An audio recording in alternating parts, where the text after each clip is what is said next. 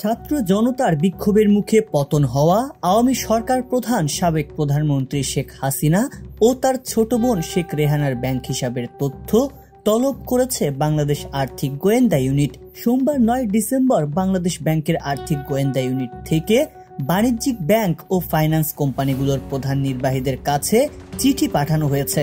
এছাড়া জাতির জনক বঙ্গবন্ধু শেখ মুজিবুর রহমান মেমোরিয়াল ট্রাস্ট এবং চৌধুরী জাফরুল্লাহ শরাফতের ব্যাংক হিসাবের তথ্য চাওয়া হয়েছে চিঠিতে। বিএফআইইউ এর চিঠিতে বলা হয়েছে, লেনদেন তলব করার নির্দেশের ক্ষেত্রে মানি লন্ডারিং প্রতিরোধ বিধিমালা সংশ্লিষ্ট ধারায় প্রযোজ্য হবে। চিঠিতে তলব করা ব্যক্তির নাম, জাতীয় পরিচয়পত্রের তথ্য দেওয়া হয়েছে।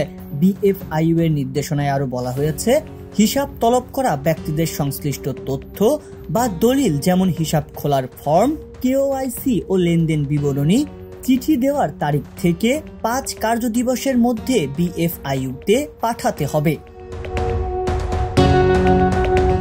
বিএফআইইউ এর সংশ্লিষ্ট কর্মকর্তা জানান, বঙ্গবন্ধু শেখ মুজিবুর রহমান মেমোরিয়াল ট্রাস্টের অ্যাকাউন্টে কোথা থেকে কিভাবে টাকা এসেছে তা জানাতে বলা হয়েছে।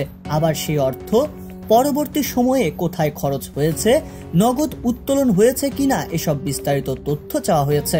চিঠিতে এই ট্রাস্টের ঠিকানা উল্লেখ করা হয়েছে ধানমন্ডির 32 নম্বর সড়কের বঙ্গবন্ধু ভবন। ট্রাস্টের চেয়ারম্যান শেখ হাসিনা, তার বোন শেখ রেহানা অন্যতম ট্রাস্টি।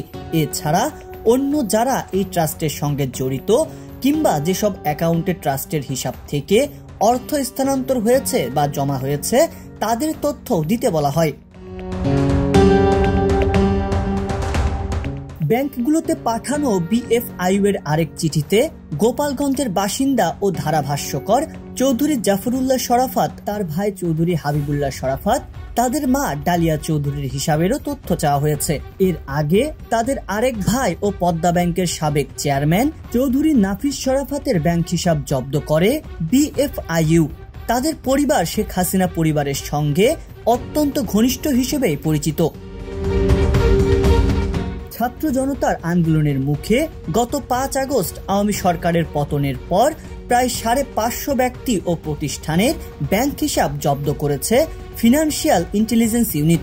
এসব হিসাবে জমা আছে 14,500 কোটি টাকা। এর তালিকায় শেখ হাসিনা ও শেখ রেহানার সন্তান ও পরিবারের একাধিক সদস্যের নাম থাকলেও প্রথমবারের মতো তাদের 2 বোনের হিসাবের তথ্য চাওয়া হলো।